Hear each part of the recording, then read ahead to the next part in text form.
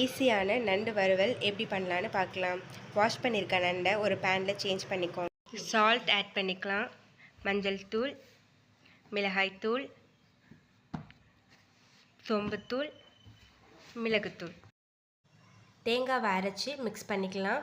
இதோட கொஞ்சம் இஞ்சி பூண்டு பேஸ்ட்டும் ஆட் பண்ணிக்கலாம். இது எல்லாத்தையும் நல்லா மிக்ஸ் பண்ணிக்கோங்க. நம்ம கொஞ்சோண்டு இதில் வாட்டர் ஆட் பண்ணி இன்னும் நல்லா மிக்ஸ் பண்ணிக்கலாம்.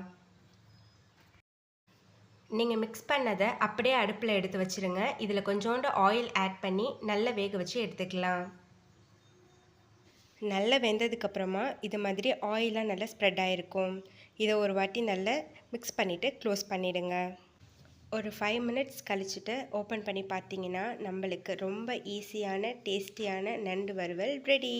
இது எல்லோரும் மறக்காமல் ட்ரை பண்ணி பாருங்கள். மறக்காமல் ஃப்ரீ டைம் குக்கிங் சேனலை சப்ஸ்கிரைப் பண்ணிவிடுங்க.